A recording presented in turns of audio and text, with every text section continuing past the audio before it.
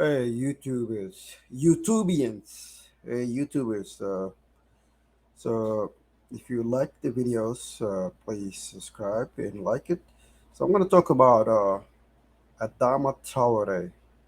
I think a lot of people didn't know Adama Traoré, especially if you are a soccer fan. If you also watch Premier League, Premier League is a competition, a soccer competition in England, very popular. So for those who do not know Adama Traoré, he plays for the Wolves in England.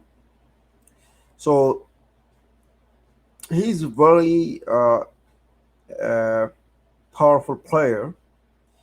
He has an amazing physique. If he takes the ball, he really uh, he has a lot of skills, amazing talent. So it's very difficult to take the ball away from him. And every time he takes the ball, it made the adversaries uh, very uncomfortable. But the problem is he's not able to score. Yes, he takes the ball, he makes the ball, and he gives passes, amazing passes. But the problem is when it comes to scoring, you know, which is really important for any team, he's not really there when it comes to scoring goals. Despite the fact that even though he's really a strong player, and there is another issue that I want to talk about is I think the perception of Adama Traoré, if you ask uh, you know soccer fans, is a little bit uh, misconstrued because when you look at Adama Traoré, look at him here, right here. You don't you don't see him as a soccer player. Okay, his physique is just amazing. It's just his physique is. He looks like somebody who plays uh, rugby or American football. So that's why there is a disconnect. Even though he's a great player, but in the perception in the minds of the I'm taking a big leap here, making a big assumption, but as a soccer player myself, he's not perceived as a a natural soccer player. Okay, meaning when it comes to physique is very important because when you look at the other soccer player, they have basically the same physique. They don't have a lot of muscle. They don't have a lot. They don't have a very huge muscles. They do have lean muscles because they run all the time.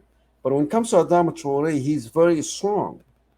He has these incredible uh, muscles, and so we are kind of what do you call it? A disconnect there. Yes, we know that he's a soccer player, but when we look at his physique, we don't see him as a soccer player. We see him as a rugby player or a football player. So I think that's the biggest problem or the Achilles heel of Adam Traoré.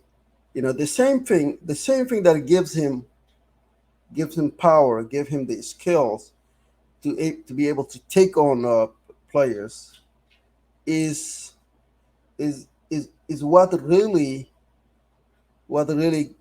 uh, get what really giving out the misconstrued perception. Okay, so what I mean by that is his physique. is his biggest asset, but at the same time is also his biggest liability when it comes to his image as a soccer player image. Okay, so if you take an example of Ronaldo, right? Uh, he's very famous. So his physique is very normal. Uh, okay, so he's very lean muscles, like many soccer players. As I told you, most of the soccer players they have the similar similar physique. But when it comes to Adama Traoré, in his physique is just unnatural for soccer player. So I think that's what's the reason why we have kind of a disconnect between his image and his ability to play as a as a soccer player. So these are my thought. So basically, what I want to bring down to is what the same. He has what gives him his asset is also his liability. Basically, what I'm saying, his physique uh, can is an asset because we have seen in the field he's able to play incredibly well. But at the same time, when it comes to perception, his physique is not seen as a natural soccer player. So these are my thoughts. I'm not sure if a lot of soccer player fans share my thoughts. So I would like to know if you can you give me your feedback. Do you agree or do you disagree with what I'm saying, or do you have a different perspective? So leave your comment and I will reply. Thank you.